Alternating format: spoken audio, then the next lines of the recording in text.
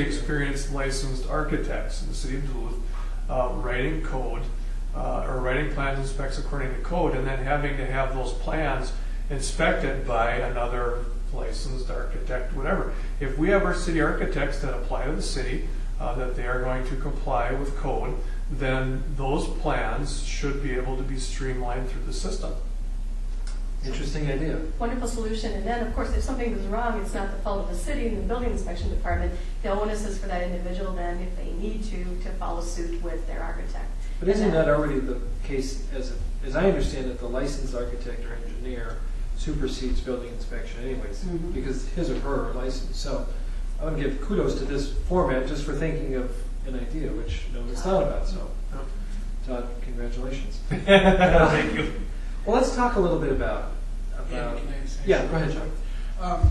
We actually just had some construction done on our house and contacted 4 contractors, and everyone we asked, we're like, well, when can you start?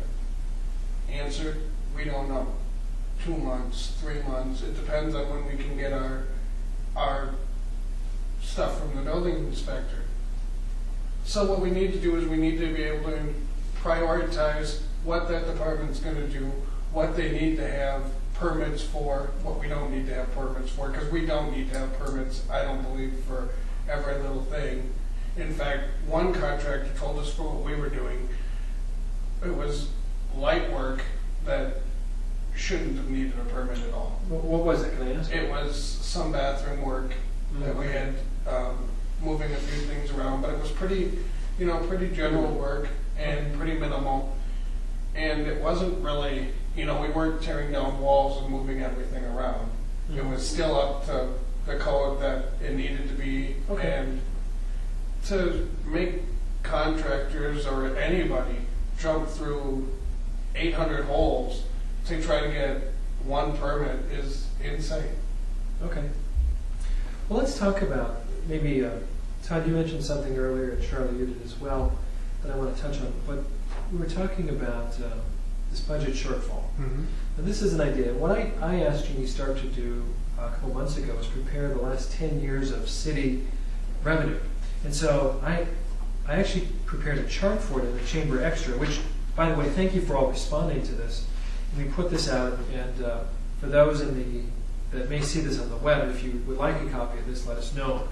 But city income in 1997, a grand total of both government funds and enterprise funds was $153 million. In 2006, it was $211 million. And I don't see any year that we went backwards in government revenue. This year, with the way the legislature came through, we're going to get a $1.4 million increase in revenue. And I know that my house taxes went up this year by $300 without a tax increase. So I can't imagine that we're going to be behind in revenue. So are we dealing with a shortfall, or are we dealing with not as much anticipated revenue? I mean, these are going to be questions. I mean, we're already hearing we're getting cut. But I think when you get a $1.4 million increase over last year from the state and state aid, that's not a cut. It's not as much as you want, but it's not a cut. Well, except that the year before that there wasn't any, so that would make a difference. But the other piece that I don't know if it's written into this or not, Andy, is inflation. True. And I think that clearly has to be taken into consideration now.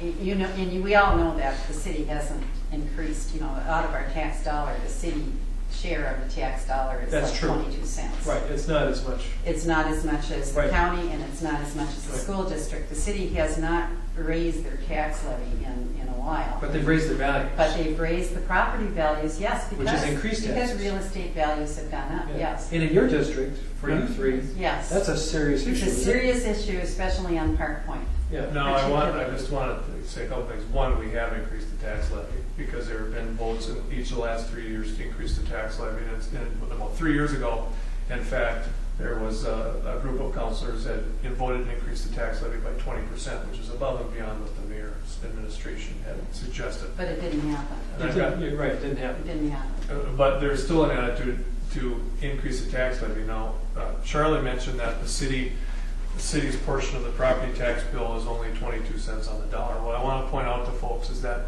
The city of Duluth is the only municipality in the state of Minnesota that's authorized by the state legislature to collect a 1% local option sales tax that goes into the That's general true. fund.